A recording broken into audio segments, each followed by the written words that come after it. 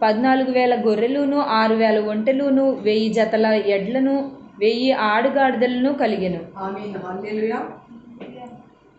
42వ అధ్యాయము 12వ వచనము. యెహోవా యోబును మొదట ఆశీర్వదించిన దానికంటే మరీ అధికముగా ఆశీర్వదించెను. ఆమేన్. హల్లెలూయా. హల్లెలూయా. దేవుని నామానికి మహిమ కలుగును గాక. ఆమేన్. దేవుడు దగ్గరికి వచ్చిన వారిని ఆయన ఎన్నటికీ కూడా త్రోసివేయడు. ఆమేన్. హల్లెలూయా. హల్లెలూయా. దేవుడి దగ్గరికి వచ్చిన వారిని ఎన్నడూ కూడా ఆయన త్రోసివేయడు.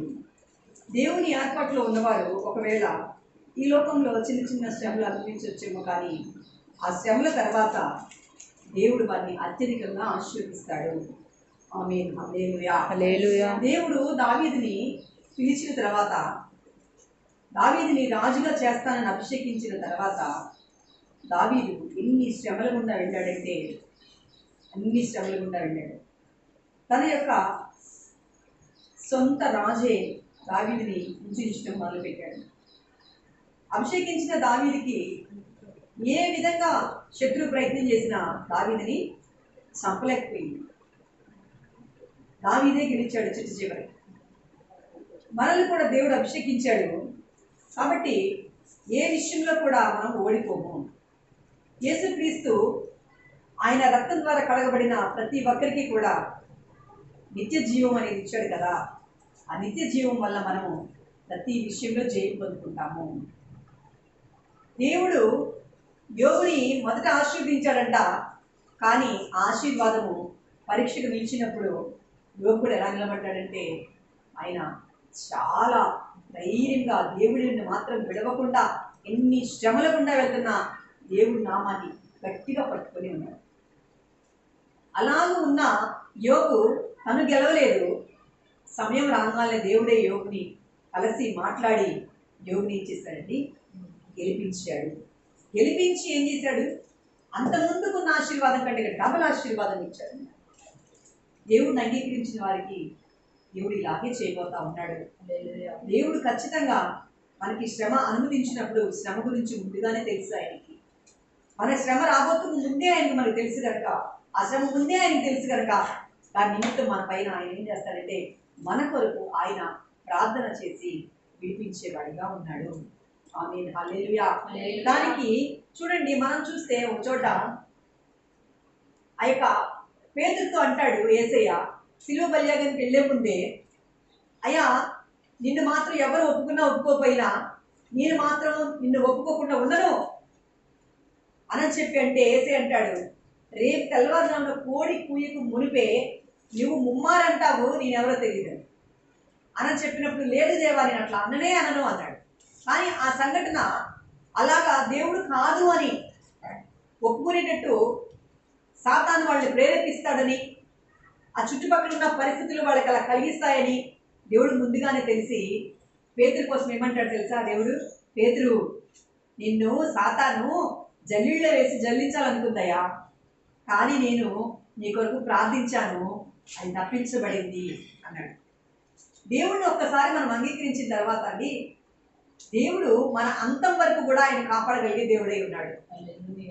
నేను ఒకసారి నేను ఆయన అంగీకరించేసి నా పరిస్థితుల వల్ల, నా శ్రమల వల్ల, నేను సాతాను చేతికి చిక్కి ఆ ప్రేరేపణ వల్ల ఒకవేళ నేను దేవుడు కాదు అని కూడా చెప్పే పరిస్థితి వచ్చినప్పటికీ కూడా, ఆయన ఎవరో నాకు తెలియదు అని చెప్పే పరిస్థితి వచ్చినప్పటికీ కూడా ఆయన మనల్ని ఏం చేస్తారంటే ముందుగానే మన కోసం ప్రార్థనా విజ్ఞాపనలు చేసి పెట్టిన దేవుడు, ముందుగానే మన కోసము సిలువలో మన కోసం శిక్ష అనుభవించిన దేవుడు, ఆ శిక్షా విధి నుండి మనం తప్పించడానికి ఆయన సమర్థుడై ఉన్నాడు.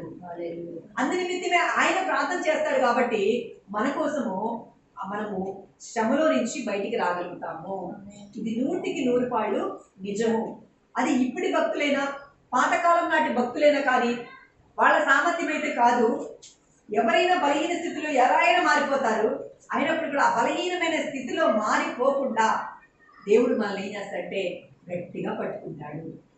ఏ విధమైన దేవుణ్ణి మనం దూషించినా చిట్టు చివరికి ఆయన క్షమించగలిగిన దేవుడై ఉన్నాడు. ఆమేన్. హల్లెలూయా. ఆయన క్షమించాడు కాబట్టి చివరికైనా దేవుడి దగ్గర రాగలుగుతావు. ఆ క్షమాపణ ముందుగానే పోగు చేసి పెట్టాడు కనుక నీవు ఏ పరిస్థితుల్లో నడిచి ఎలా మాట్లాడిన దేవుడి గురించి చివరికి ఆయన నిన్ను తీసుకొస్తాడు ఆయన సన్నిధిలోకి. ఆమేన్, హల్లెలూయా. అంతగా ఒక్కసారి ఆయనతో నిబంధన చేసుకున్న తర్వాత విడిచిపెట్టే దేవుడు కాదు ఆయన. భార్యాభర్తలు నిబంధన చేసుకుని వివాహం చేసుకుంటారు, మధ్యలో గొడవలు వచ్చినప్పుడు ఏం చేస్తారండి? విడిపోవడానికి కూడా అవకాశాలు ఉన్నాయి, విడిపోయిన జంట కూడా ఉన్నారు. కానీ అలాగూ ఆయన మనతో నిబంధన చేసుకున్నాక విడిపోనీకుండా ఆయన ప్రేమించి లాలించి వెనక్కి తీసుకొస్తాడు. ఆమేన్, హల్లెలూయా. అంత నిత్య నిబంధన మన కోసం చేశారని యేసయ్య ముందుగానే ఆయన చెప్తూ ఉన్నాడు. ముందుగానే మన పరిస్థితులను గమనించిన దేవుడు మన కోసం ఏం చేస్తున్నాడండి? ప్రార్థనా విజ్ఞాపనలు చేస్తా ఉన్నాడు. చూడండి, ఆ మాట రోమ రాసిన పత్రికలో ఆ మాట ఉంటుంది.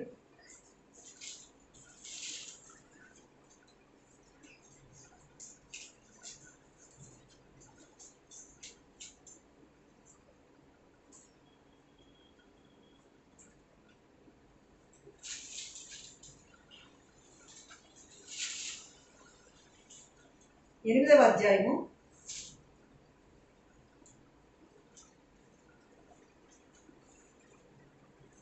26వ వచనం. అటువలే ఆత్మయు మన బలహీనతను చూచి సహాయం చేయుచున్నాడు. ఏలయనగా మనము యుక్తముగా ఎలాగూ ప్రార్థన చేయవలనో మనకు తెలియదు, కానీ ఉచ్చరింప సత్యము కాని మూల్గులతో ఆ ఆత్మ తానే మన పక్షముగా విజ్ఞాపనము చేయుచున్నాడు. ఆమేన్, హల్లెలూయా. ఆ ఆత్మ, యేసుక్రీస్తు యొక్క ఆత్మ మన కొరకు ఏం చేస్తాడండి? ముందుగానే ప్రార్థనా విజ్ఞాపనలు చేస్తున్నాడు. ఇప్పుడు మనం నడుస్తున్న ప్రతి పరిస్థితి నిమిత్తము ఆయన ఏం చేశాడండి? ముందుగానే విజ్ఞాపనలు చేసేసాడు. కాబట్టి ఆయన ప్రార్థన చేస్తే తప్పించబడకుండా ఉండేదనేది ఏది ఉండదు. ఎందుకంటే కారణం ఏంటి? ఆయన ప్రార్థన ఎందుకు ఫలించింది? నీ నా ప్రార్థన ఫలించకపోవచ్చు, కానీ ఆయన ప్రార్థన ఎందుకు ఫలించింది అంటే నీ కొరకు నా కొరకు ఆయన సిలువలో శిక్ష అనుభవించేశాడు కనుక ఆయన ప్రార్థన ఖచ్చితంగా దేవుడు వింటాడు. ఆమేన్, హల్లెలూయా. ఏం చెప్తాడంటే ఆయన ముందుగా ప్రార్థన చేసేటప్పుడు, ఇదిగో ఆ బిడ్డ కొరకు నేను కార్చిన రక్తాలు ఇదిగో తండ్రి, ఆ బిడ్డ కొరకు నీ సిలువలో అనుభవించిన శిక్ష ఇదిగో తండ్రి అని చెప్పగానే, సరే ఇక శిక్షను అనుభవించాక నేనేం చేస్తాను అని ఆ యొక్క మన పైన ఉన్న ఏదైతే ఆ దురాత్మ మన పైన కంప్లైంట్స్ చేసిందో వాటన్నిటి దేవుడు కొట్టివేస్తూ జయిస్తాడు. ఆమేన్, హల్లెలూయా. అలాగే పేతురు ముందుగానే ఆయన ఎవరో నాకు తెలియదు యేసు గురించి బొంకుతాడని యేసుకి ముందే తెలుసు కనుక పేతురు కొరకు దేవుడు ఏం చేశాడు? ప్రార్థనా విజ్ఞాపనలు చేశాను పేతురు నీ కొరకు. సాతానుని జల్లించాలనుకుంది కానీ ఇక జల్లించడం కష్టం అని చెప్పాడు. అలాగే పేతురు ఆ తప్పు చేసినా కూడా దాని ఫలము పేతురు అనుభవించలేదు. ఆ తప్పిదం యొక్క ఫలము పేతురు అనుభవించలేదు. మరి ఏం అనుభవించాడు? ఆ శిక్ష, ఆ క్షమాపణ, ఆ ప్రార్థన విజ్ఞాపన ద్వారా పేతురు దేవుడిని కాదనుకొని వెళ్ళిపోయినా తన పని తను చేసుకుంటున్నా దేవుడు వెంటపడి పేతుర్ని తట్టి, రా పేతురు, ఇదిగో చేపలు కాల్చి పెడతారా, ఇదిగో నేను సిలువ వేయబడిన యేసుని దిగి వచ్చాను, నీకోసమే రక్షకుని మళ్ళా తిరిగి లెగుస్తానని చెప్పాను కదా, వచ్చానని చెప్పి తన యొక్క ప్రతి శిష్యుడిని వెంటాడి పట్టుకొని దేవుడు ఏం చేశాడండి? వెనక్కి తీసుకొచ్చాడు. ఇప్పుడు పేతురు యొక్క ఫలము పేతురు అనుభవించాడా? తప్పిన ఫలము అనుభవించాడా? అనుభవించలేదు. ఎన్నో మార్లు మనం దేవుడు దూషిస్తాము, ఆ ఫలం మనము అనుభవించము. ఎందుకంటే తెలుసండి, మనకి ఆ తండ్రికి పరలోకపు సృష్టికర్త అయిన దేవుడికి మధ్యవర్తిగా యేసు క్రీస్తు ఆయన రక్తధారలో మనకు అడ్డుగా ఉన్నాయి. ఆయన యొక్క శరీరం మన కోసం అర్పించిన శిక్షా శరీరము అడ్డుపడతా ఉంది. మన కోసం ప్రాణం పెట్టిన ఆ యొక్క ప్రాణధారలో మనకు అడ్డుపడతా ఉన్నాయి. అడ్డుపడుతూ మనల్ని, మన బిడ్డల్ని, మన కుటుంబాన్ని ఆయన కాపాడుతా ఉన్నాడు. ఆమేన్, హల్లెలూయా. అందుకనే ఈ లోకంలో మీకు శ్రమ కలిగింది, అయినా ధైర్యంగా ఉండండి, ఆ శ్రమను జయించిన వాడే నేను అంటున్నాడు ఆయన. మన కొరకు ఆయన శిక్ష అనుభవించిన ఆ శిక్షా విధి వల్ల మన శ్రమలు దేని వల్ల వస్తాయంటే మన యొక్క స్వభావాలను ఆధారంగా చేసుకొని ఆ శోధనలు వస్తాయి, మన బుద్ధిని బట్టే శోధనలు వస్తాయి. అయినా కానీ ఆ యొక్క శోధనలపై జయిస్తానంటున్నాడు ఆయన. ఎందుకంటే మనం నీతిమంతులమని కాదు, మనం పరిశుద్ధులమని కాదు, నేను చిన్నప్పటి నుంచి మంచి చేశానని కాదు. దేవుణ్ణి ఆశ్రయించి నా తప్పు ఒప్పుకొని నన్ను క్షమించమని అడుగుతున్నప్పుడు నా దేవుడు ప్రతి దానికి క్షమాపణ ధారపోసాడు ముందుగానే. ఆమేన్, హల్లెలూయా. అట్టి విధముగా దేవుడు యోబు విషయంలో కూడా అలాగే చేశాడు. శ్రమ అనుమతించిన దేవుడే శ్రమల నుంచి బయటికి తీసుకొచ్చాడు. దేవుడే మనకు ఆధారమై ఉన్నప్పుడు ఏ శ్రమ కలిగినా మనం భయపడనక్కర్లేదు. ఆ ప్రతి శ్రమపై మనకు జయం ఉంది. అందుకని దావీదుని దేవుడు అభిషేకించాడు, సమూయేలును పంపించి రాజుగా అభిషేకించాడు. అభిషేకించిన నాటి నుండి, ఆయన పేరు అభిషేకం దిగొచ్చిన నాటి నుండి శత్రువుకి ఏం కలుగుతుంది? కోపము కలుగుతా ఉంది. దేవుడు రాజ్యానికి వారసులుగా మార్చబడతావా నీవు? దేవుడు రాజ్యానికి వెళ్ళడానికి వీల్లేదు, దేవుడు ఉద్దేశము నెరవేర్చడానికి వీల్లేదని శత్రువు దావీదుని వెంటాడుతూనే ఉన్నాడు.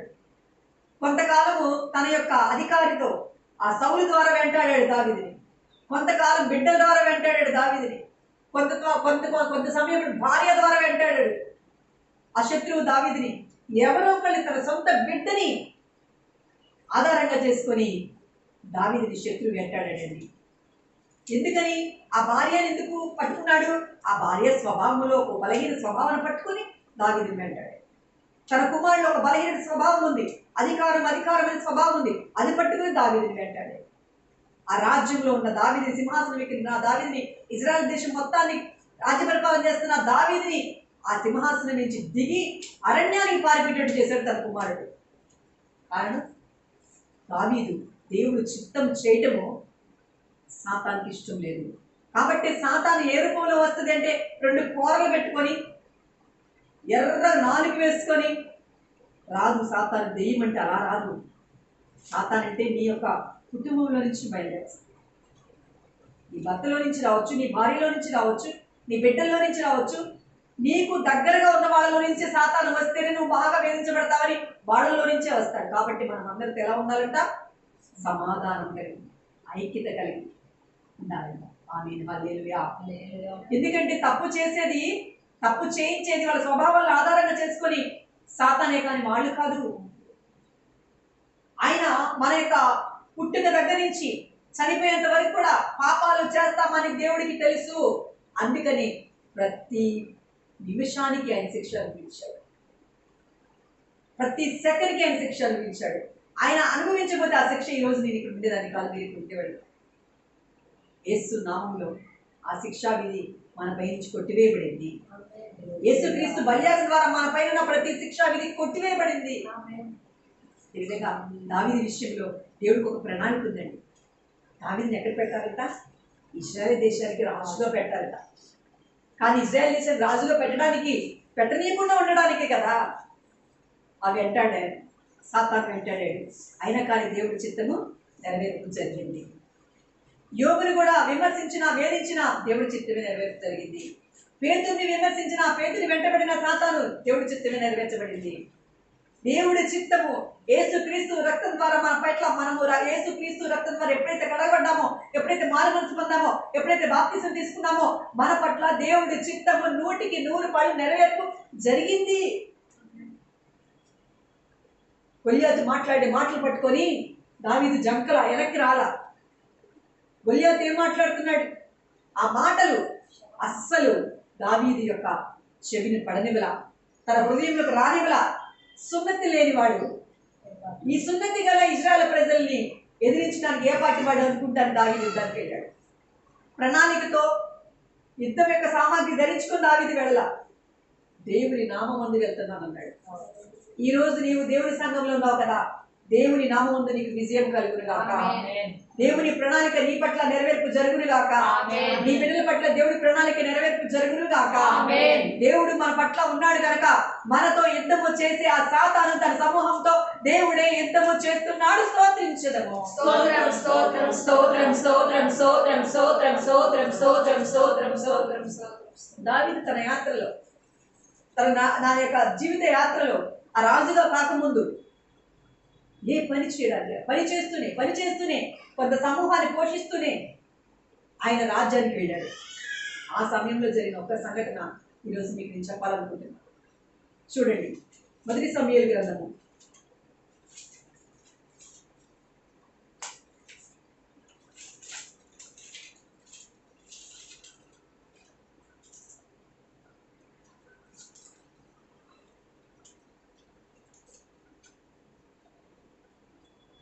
దావీదుని సౌలు రాజు తరుముతూ ఉండగా దావీదు ఒక చోటకి వెళ్ళి, చూడండి 26లో ఒక విషయాన్ని మీకు చెప్తే, 26, 25 వచనంలో. అందుకు సౌలు, దావీదా నాయన, నీవు ఆశీర్వాదము పొందుదువుగాక, నీవు ఘనకార్యములను పూనుకొని విజయము నొందుదువుగాక అని దావీదుతో అనెను. అప్పుడు దావీదు తన మార్గంలో వెళ్ళిపోయాను, సౌలును తన స్థలమునకు తిరిగి వచ్చాను. సౌలు దావీదుని చంపాలని ఎన్నిసార్లు ప్రయత్నం చేసినా సౌలు చేతికి దావీదుని దేవుడు అప్పగించలేదు. దావీదుకి సౌలు అప్పగిస్తూ వచ్చాడు. ఆ టైంలో సౌలు చేతికి చిక్కినా కూడా దావీదు చంపకుండా వదిలేసి దూరంగా వెళ్ళి కేకలు వేసి అంటాడు, ఇదిగో నీ యొక్క కర్ర చెంబు నా దగ్గర ఉంది, నేను తీసుకొచ్చాను దగ్గర నుంచి, నేను చంపడానికి ఒక క్షణం పట్టదు, అయినా నీవు దేవుని చేత అభిషేకించబడ్డవాడివి కనుక నేను నిన్ను ముట్టడం లేదు అని చెప్పి సౌలుతో దావీదు మాట్లాడి వెనక్కి వచ్చేసిన తర్వాత సౌలు అంటున్నాడు, నాయన నువ్వు ఘనకార్యాలు చేస్తావు, నువ్వు ఆశీర్వదించబడిన వాడు. సౌలు ఒకసారేమో దేవుని ఉద్దేశం ప్రకారం మాట్లాడతాడు, ఒకసారేమో దావీదుని చంపాలని చూస్తూ ఉంటాడు. రెండు మనసులు సౌలులో ఉంటాయి. అయినప్పటికీ కూడా దావీదు, సౌలు మారాడులే, నన్ను ఘనపరిచాడులే, నన్ను ఆశీర్వదించాడులే అని చెప్పి దావీదు సౌలు దగ్గరికి వెళ్ళా. ఎందుకంటే ఇక సౌలుకి దావీదు ఎప్పుడు కలవల వెళ్ళిక దూరంగానే ఉండి మాట్లాడాడు, కానీ శత్రువుకి తన చేతికి అప్పగించుకోవాలా. యేసయ్య అదే అంటాడు, ఏమంటాడు, మీరు మెలకువ కలిగి ఉండండి. ఆ యొక్క పాము వల్ల ఎలా ఉండాలంట, వివేకము కలిగి, పావురం వల్ల పరిశుద్ధంగానే ఉండండి అంటున్నాడు. ఏదైనా ఒకసారి మన పట్ల శత్రువు మన మీద దాడి చేస్తున్నారని తెలిసినప్పుడు శరీర ప్రకారంగా వాళ్ళకి అప్పగించుకోకూడదు. మనం యేసయ్య కూడా తన సమయం వచ్చేంత వరకు, దేవుడు తన ప్రాణం తను అప్పగించేంత వరకు, తండ్రి చెప్పేంత వరకు కూడా సిలువలో తప్పించుకొని తిరిగాడు. ఆ సమయం వచ్చినప్పుడే ఆయన సిలువుకి శత్రువులకు అప్పగించబడ్డాడు. మనము కూడా శరీర ప్రకారంగా మన పైన ఎవరైనా దాడి చేస్తుంటే మనం జాగ్రత్త పడటం అనేది వివేకమైన విషయము. అంతేగాని దేవుడు సాత్వికము దీన మనసు ఇచ్చాడని మనల్ని ఇబ్బంది పెడతా ఉంటే మనం అప్పగించుకోమని కాదు. అటువంటి సమయాలలో మీకు దేవుడు వివేకం ఇచ్చిందిగాక. ఇక్కడ అక్కడి నుంచి ఏం చేశాడు దావీదు, ఇక సౌలుకి దగ్గర అవ్వకూడదని చెప్పి ఇంక అక్కడి నుంచి ఇక్కడ ఉంటే మంచిది కాదు అనంట బయలుదేరాడంట. 27వ అధ్యాయం 1వ వచనం చూడండి. తర్వాత దావీదు, నేను ఇక్కడ నిలుచడం మంచిది కాదు, ఏదో ఒక దినంలో నేను సౌలు చేత నాశనం అవుదును, నేను ఫిలిస్తీన్ దేశంలో నుండి తప్పించుకుని పోవుదును. అప్పుడు సౌలు ఇజ్రాయేళ్ల సరిహద్దులో నన్ను వెతుకుటకు మానుకుంది గనక నేను అతని చేతి నుండి తప్పించుకుందని అనుకొని లేచి తన యొద్దనున్న 600 మందితో కూడా ప్రయాణమై మాయోగు కుమారుడును గాతు రాజైన అకీషు వద్దకు వచ్చాను. ఏమంటున్నాడండి, ఇక్కడ సౌలు ఆశీర్వదించాడు కదా, అయ్యా నువ్వు మంచివాడువయ్యా, నువ్వు ఘనకార్యాలు చేస్తావు, నువ్వు మంచివాడివే, నీకు పైన ఆశీర్వదించాడు కదా సౌలు, నువ్వు ఘనకార్యాలు కోరుకుంటావయ్యా, నువ్వు విజయం చూస్తావయ్యా అన్నా కానీ సౌలు దావీదు అంటున్నాడు, ఇక్కడ నేను నిలిచి ఉండటం మంచిది కాదు అని చెప్పి, ఎప్పటికైనా ఈ యొక్క సౌలు చేతికి నేను అప్పగించబడతానేమో అని చెప్పి అక్కడి నుంచి ఎక్కడికి వెళ్ళాడంట, తన యొక్క గాతు రాజైన అకీషు వద్దకు వచ్చాడు. వచ్చి 600 మంది తీసుకున్న దగ్గరకు వచ్చి దావీదు గాతులో అకీషు వద్ద చేరగా అతడును అతని వారందరూ తమ తమ కుటుంబములు సమేతముగా కాపురం ఉండిరి. ఇజ్రాయేలురాలకు అహీనోయము నాబాలు భార్య అయ్యుండి కర్మేలీయురాలకు అబీగయు అను ఇద్దరు భార్యలు దావీదుతో కూడా ఉండిరి. దావీదు తన భార్యను తీసుకొని అకీషు రాజు దగ్గరికి వెళ్తే అకీషు రాజు ఏం చేశాడండి, ఆహ్వానించాడు. దావీదు గాతులకు పారిపోయినది సంగతి సౌలుకి తెలిసిన మీదట అతడు దావీదుని వెతకటం మానివేసెను. గాతుకు వెళ్ళిపోయాడు, ఇక ఈ దేశంలో లేడు, ఇక రాజు ఫిలిస్తీన్ దేశం నుంచి తప్పించుకొని గాతుకు వెళ్ళిపోయాడు అంటే సౌలు ఏం చేశాడు, ఇక ఆగిపోయాడట. గాతుకు వెళితే రావడం తెలిసే దావీదు గాతుకు వెళ్ళాడు. అంతటి దావీదు రాజపురమునందు నీ యొద్ద నీ దాసుడే నీ కాపురము చేయనేలా నీ దృష్టికి నేను అనుగ్రహము పొందిన వాడనైతే బయటి పట్టణంలో ఒక దాని యందు నేను కాపురముంటకు ఒక స్థలం ఇప్పించమని అకీషుని అడగగా, నీ దగ్గర దాసులుగా ఉండటము నాకు ఇష్టం లేదు, నీ చిత్తమైతే నాకు ఒక స్థలాన్ని ఇప్పించమని అకీషు రాజుని అడిగాడు. అకీషు సిగ్లాకు అనే గ్రామమును ఆ దినమున అతనికి ఇచ్చెను. కాబట్టి నేటి వరకు సిగ్లాకు యూదా రాజుల వశంలో ఉన్నది. ఇప్పుడు యూదా రాజుల వశంలో సిగ్లా దేశం ఉందంట. దావీదు ఫిలిస్తీన్ల దేశంలో కాపురముడిన కాలమంతా 1 సంవత్సరం 4 నెలలు. అంతలో దావీదును అతని వారును బయలుదేరి యెషీరీల మీదను అమాలేకుల మీదను పడిరి. ప్రయాణస్తులు పోవు మార్గమున శూరుణ్ణి ఐగుప్తున్న దేశంలో వారు పూర్వం కాపురముండగా దావీదు ఆ దేశస్తులను హతము చేసి మగవారినేమి ఆడవారినేమి ఎవరిని సజీవులను విడవక గొర్రెలను ఎడ్లను గార్దాములను వంటలను వస్త్రములను దోచుకొని తిరిగి అకీష్ వద్దకు వచ్చెను. అకీష్ అన్నాడు, ఇప్పుడు మీరు దండెత్తి దేశంలో జొరబడితిరా అని దావీదును అడుగగా, దావీదు యూదా దేశమునకును తెరయామ్యోలు దేశమునకును కెనేనీల దేశమునకు దక్షిణంగా మేము ఒక ప్రదేశంలో చొరబడితిమని అలాగూ దావీదు చేయించు వచ్చాను. అతను ఫిలిస్తీన్ల దేశంలో నివసించినంత కాలము ఈ ప్రకారంగా చేయని తమను గురించి వారు చెప్పుకుందరేమో అని గాతుకు వర్తమానం తేగల మగవారినేను ఆడదానినేను దావీదు బ్రతకనీయలేదు. దావీదు తన జనులైన ఇశ్రాయేలే తన యందు బొత్తిగా అసహ్యపడినట్లుగా చేసింది కనుక అతడు సదాకాలము నాకు దాసుడిగా ఉండని అనుకొని అకీషు దావీదు మాట నమ్మెను. ఇక్కడ అకీషు దావీదు మాట నమ్ముతూ వచ్చాడు. దావీదు అకీషు రాజు పక్షాన యుద్ధాలు చేస్తూ పట్టణాలు గెలుస్తూ ఉన్నాడు. ఈ యొక్క అకీషు రాజు ఏమనుకున్నాడంటే, ఇజ్రాయేలు తన ఎందుకు బొత్తిగా అసహ్యపడ్డారు కాబట్టి దావీదు ఇక జీవితకాలం నా మాట వింటాడు అని అకీషు రాజు అనుకొని తన యుద్ధాలకు వెళ్తున్న చోట్లల్లా యుద్ధాలు పంపించి ఆ రాజ్యాలు గెలుచుకొచ్చిన చోట్లల్లా ఆ సొమ్మునంతా తీసుకుంటూ కొంత దావీదుకి ఇస్తూ ఆ యొక్క సిగ్లా దేశం దావీదుకి ఇచ్చేసి దావీదు తన కింద పని చేస్తున్నాడని సేఫ్టీగా ఉంటాడని తనకు బలమని అనుకున్నాడు అకీష్ రాజు. అయితే ఒక రోజున ఫిలిస్తీన్లు ఇజ్రాయెల్ దేశం మీద దండెత్తి వెళ్ళబోతా ఉన్న టైంలో దావీదుని ఏం చేశాడు, నువ్వు నాతో పాటు యుద్ధానికి రమ్మని చెప్పి దావీదుని తీసుకొని వెళ్ళాడండి. వెళ్ళినప్పుడు అక్కడ ఏం జరిగింది, దావీదుని తీసుకొని వెళ్ళినప్పుడు ఆ యొక్క రాజులు అన్నారు అతను తీసుకొని రావద్దు, వెనక్కి వెళ్ళిపో అన్నారు. చూడండి ఇక్కడ చదువు 28. ఆ దినములలో ఫిలిస్తీయులు ఇశ్రాయేలీలతో యుద్ధము చేయవలనని సైన్యములను సమకూర్చి యుద్ధమునకు సిద్ధపడగా అకీషు దావీదును పిలిచి, నేను దండెత్తగా నీవును నీ జనులను నాతో కూడా యుద్ధమునకు బయలుదేరి రావాలనని పరిష్కారముగా తెలుసుకోనమనగా దావీదు, నీ దాసుడనైనా నేను చేయబో కార్యం ఏదో అది నీవు ఇప్పుడు తెలుసుకొందువనెను. అందుకు ఆకీషు, అలాగైతే నిన్ను ఎప్పటికీ నాకు సంరక్షకుడుగా నిర్ణయించున్నాను. ఆమేన్, హల్లెలూయా. ఇక్కడ అకీష్ అంటున్నాడు, నువ్వు ఇజ్రాయెల్ దేశం మీదకి మేము దండెత్తి వెళ్తాం. ఇజ్రాయెల్ దేశం ఎవరిదండి? దావీదుదే కదా. రాబో కాలంలో దావీదు రాజు అవ్వాలి కదా. దేవుడు ఇజ్రాయెల్ దేశం మీద దావీదుని రాజుగా అభిషేకించాడు కదా. అయినప్పటికి కూడా ఆ యొక్క అకీష్ అంటున్నాడు, నువ్వు నాతో పాటు యుద్ధానికి వస్తావా, పరిష్కారం తెలుసుకుని చెప్పు. ఎప్పటికీ నువ్వు నా కనుక ఈ యుద్ధానికి వస్తే ఎప్పటికీ నువ్వు నాకు ఎలా ఉంటావంటే నాకు సంరక్షకుడుగా నేను నియమిస్తాను అంట. దావీదు ఏం చేశాడు తెలుసా అని ఓకే ఒప్పుకున్నాడు. దేవుడి యొక్క చిత్తం ఏంటి దావీదు పట్ల? రాజు. కానీ శత్రు దేశంలో అకీషు రాజు దగ్గర ఆయన సంరక్షకుడిగా ఉంటాకు కూడా ఒప్పుకున్నాడు. ఇదే నేను చెప్తున్నాను, దేవుడు మన పట్ల ఉన్నత ఉద్దేశం కలిగి ఉన్నప్పుడు మన వెంట శత్రువులు పడతారు. ఎందుకంటే ఆ స్థితికి ఎక్కకుండా ఉండాలని వాడు లాగాలని చూస్తాడు. వాడు ఆ స్థితికి వెళ్ళనీయకుండా లాగాలని చూస్తున్నప్పుడు కూడా మనకి తెలియకుండా అప్పుడు లోపలికి పోయినప్పుడు కూడా దేవుడు మనల్ని తప్పిస్తాడు. ఆమేన్, హల్లెలూయా. నీకు దేవుడు పెద్ద ఉద్యోగం ఇవ్వాలనుకుంటున్నాడు అనుకో, నీవు ఉన్న పరిస్థితులు బట్టి నువ్వు చిన్న ఉద్యోగానికి వెళ్ళిపోతా ఉన్నావు అనుకో, దేవుడు ఏం చేస్తాడంటే ఆ ఉద్యోగం నువ్వు చేసిన దాంట్లో నువ్వు పర్మనెంట్గా ఉండవు, ఆ స్థితి నుంచి తప్పించి నిన్ను ఉన్నతమైన ఉద్యోగానికే పంపిస్తాడు ఆయన. ఆమేన్, హల్లెలూయా. కానీ దావీదు అలాగే అనుకున్నాడు కదా, సరే నేను ఉంటాను అనుకున్నాడు. చదవము. సమూయేలు మృతి పొందగా ఇశ్రాయేలీలు అతన్ని గూర్చి విలాపము చేసి రామాను అతని పట్టణంలో అతన్ని పాతిపెట్టి ఉండిరి. ఇది సమూయేలు గురించి. సమూయేలు ఆల్రెడీ చనిపోయాడు. ఎందుకు సమూయేలు చనిపోయాడు, ఇక పట్టణంలో పాతి పెట్టారు. ఉండండి.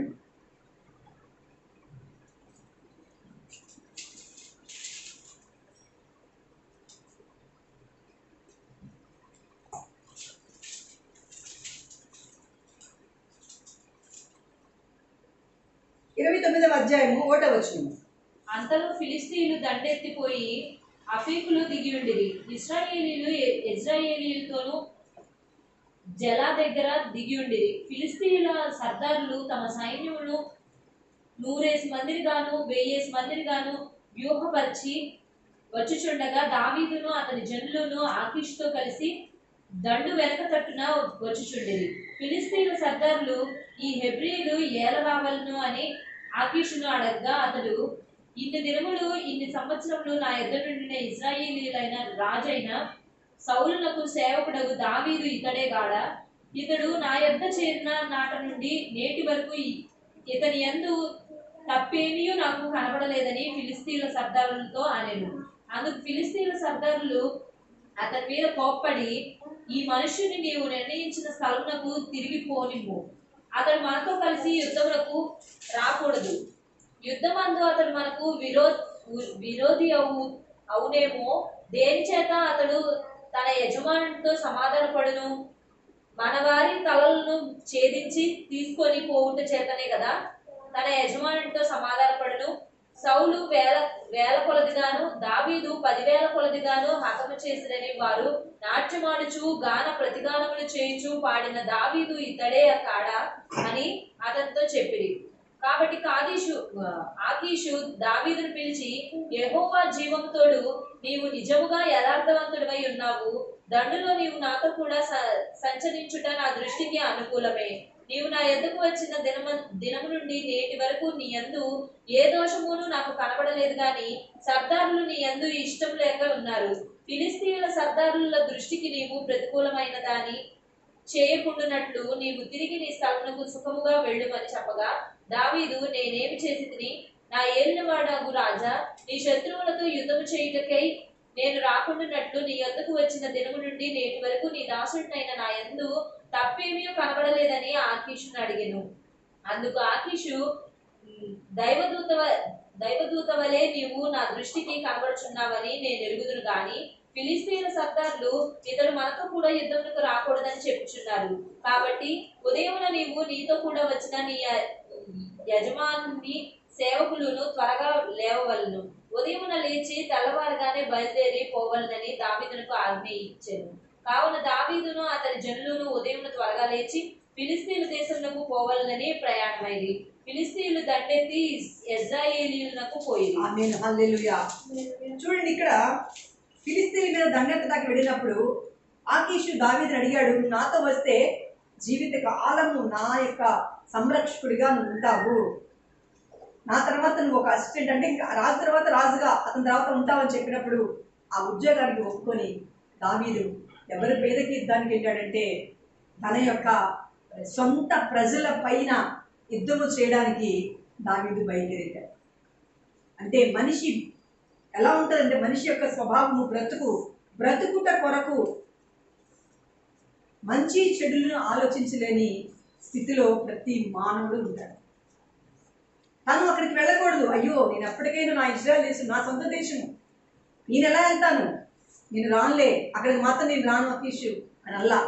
ఆ ఉద్యోగం స్థిరపరచబడుతుంది, తన లైఫ్ సెటిల్ అయిపోతుందని తను అనుకున్నాడు. కానీ దేవుడి ఉద్దేశం ఏంటంటే ఆయన లైఫ్ ఎప్పుడో ముందుగానే సెటిల్ చేసేసాడు. ఆయన ఉద్యోగము, ఆయన యొక్క పరిస్థితులు దేవుడు ఎప్పుడో సెటిల్ చేసేసాడు. నీ నిమిత్తం నా నిమిత్తం కూడా దేవుడు ఒక సెటిల్మెంట్ చేసేసాడు. నీ నిమిత్తం నా నిమిత్తం ఒక ఉద్దేశము ఆయన నిర్మాణము చేసేసాడు. నీవు నేను తల్లి గర్భంలో ఉండగానే ఆయన మనకు ఒక ప్రణాళిక వేసేసాడు. యేసుక్రీస్తు మనల్ని ఏర్పాటు చేసుకున్న తర్వాత ఏర్పాటు చేయబడిన వారిని సైతం సాతాను మోసం చేస్తాడంట. అయినప్పుడు కూడా దేవుడు మనల్ని కాపాడతాడు.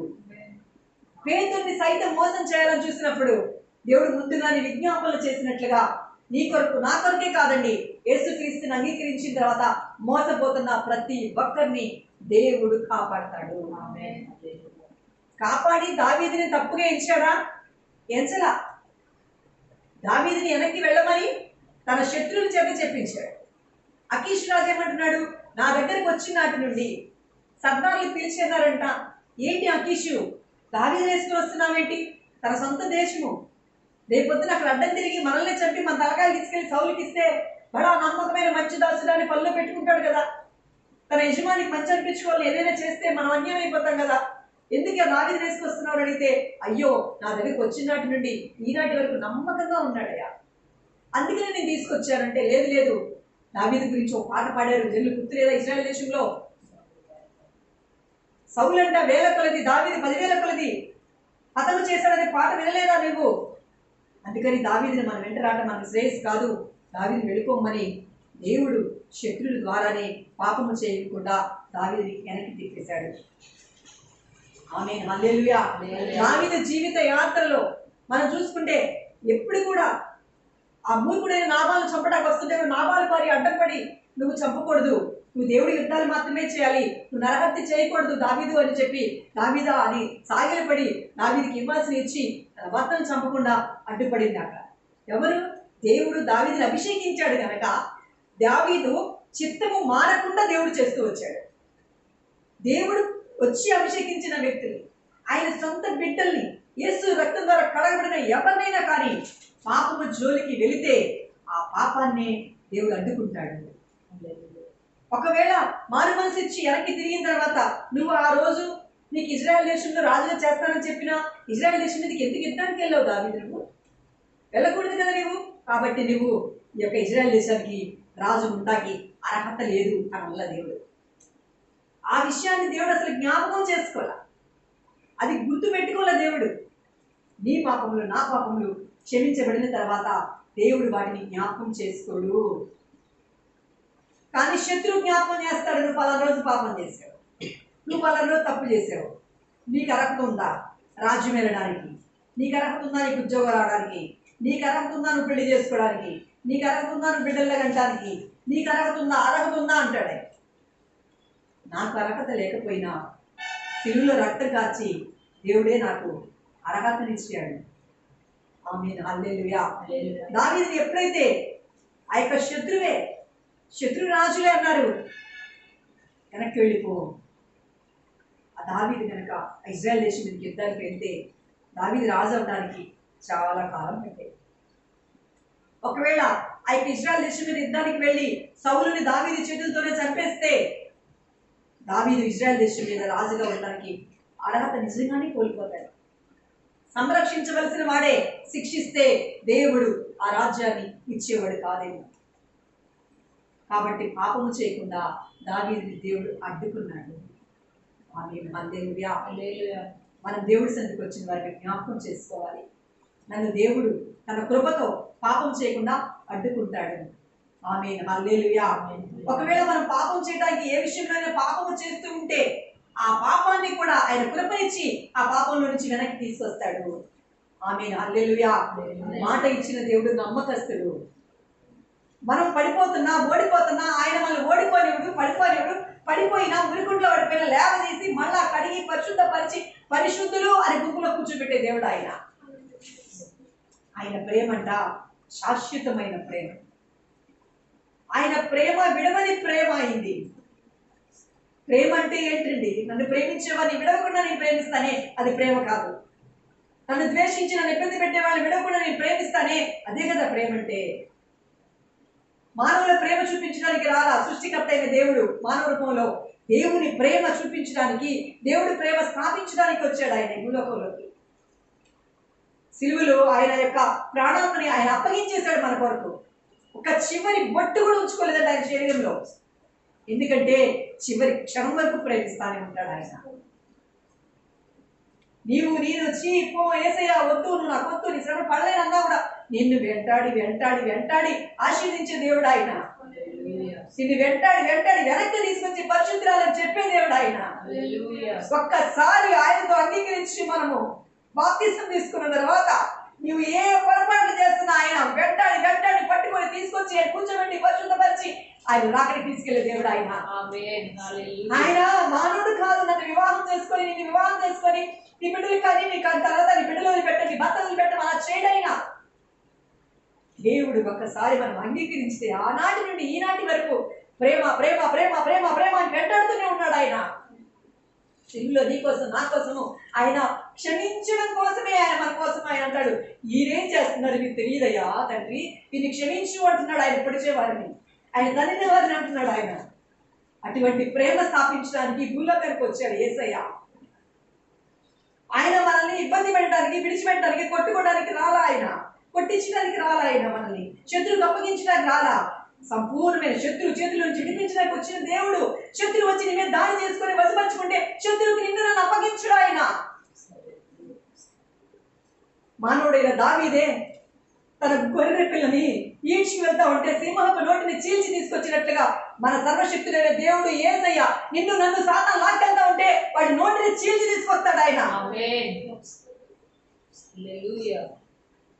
ఒకవేళ మింగి వేలన్నాడు, మింగి వేసిన చేప మింగి వేసిన చేప కడుపులో దాగి ఉన్న ఆ యొక్క యోన ఎలా అయితే బయటకు వచ్చి పశ్చాత్తాపడతారో అలాగూ చేసే దేవుడు ఆయన. నేను విడిచిపెట్టే దేవుడు కాదు. దావీదును అభిషేకించిన నాటి నుండి సింహాసనం ఎక్కించేదాకా, మహిమలో చేర్చుకునేదాకా దావీదును విడిచిపెట్టిన దేవుడు. యోబు శ్రమల్లో విడిచిపెట్టిన దేవుడు. పేతురు యోహాను తమ 12 మంది శిష్యులు శ్రమలో పడగా విడిచిపెట్టిన దేవుడు నిన్ను నన్ను విడిచిపెట్టడం చెప్తున్నాడు ఆయన. నీ పట్ల ఉన్న ప్రణాళిక నెరవేర్చదాకే నిన్ను ఏర్పాటు చేసుకున్నాను చూడండి ఆయన. మానవుడు ఇష్టపడి తీసుకుంటాడు, మానవుడు ఇష్టం ఉన్నప్పుడు తీసుకుంటాడు, కష్టమైతే విడిచిపెట్టేస్తాడేమో కానీ మన దేవుడు చెడ్డ వారిని సైతం రక్షించడానికి వచ్చాడు. నీతి మందుల కోసం రాలని అతి మందులు అనీతి మందుల కోసం వచ్చారంటున్నాడు. మన దేవుడు మనల్ని ప్రేమించి శాశ్వతమైన ప్రేమతో ప్రేమిస్తున్నాడు. విడవక కృప చూపించే దేవుడై ఉన్నాడండి ఆయన. దావీదును అభిషేకించిన నాటి నుండి సింహాసనం ఎక్కించే నాటి వరకు ఆయనే కాపాడుతూ వచ్చాడండి. శత్రువు చేతికి అప్పగించలేకుండా దేవుడు కాపాడుతూ వచ్చాడు. దావీదు పాపము చేయకుండా కాపాడుతూ వచ్చిన దేవుడు. దావీదు ఒకవేళ పాపము చేసిన ఆ పాపంలో పడిపోయినా పైకి లేవనెత్తి ఆ వార్నింగ్ ఇచ్చి పైకి లేవనెత్తి పరిశుద్ధపరిచిన దేవుడు ఆయన. మానవులు బట్టి మనుషులని తెలుసు ఆయనకి. ప్రతిదానికి మన హృదయం ప్రేరేపించబడిందని తెలుసు ఆయనకి. చెడ్డదైనా మంచిదైనా మనం ఏ మాటకైనా ప్రేరేపించబడతామో మన హృదయం చెడ్డదని తెలుసు ఆయనకి. వ్యాధి గల హృదయంతో ఉన్నామని తెలుసు ఆయనకి. వ్యాధి గల హృదయంతో ఆయన దగ్గరికి వస్తే ఆ హృదయాన్నే మారుస్తారని చెప్పిన దేవుడు. నీవు ఆయన చేతులకు వెళ్ళాక నీవు ఆ స్వభావాలు చూపిస్తా ఉంటే విడిచిపెట్టడైనా ఆ స్వభావాలు సరిచేస్తూ ఉన్నాడు ఆయన. నీకు వచ్చిన శోధనలో నుంచి స్వభావాలు సరి చేయబడతా ఉన్నాయి. నీకు వచ్చిన కష్టంలో నుంచి నీ చిత్తం నెరవేర్చబడటానికి దేవుడు ప్రణాళిక ఇస్తున్నాడు. ఆ మార్గంలో సరళం చేస్తాడు ఆయన. దిగులు పడక, భయపడకు.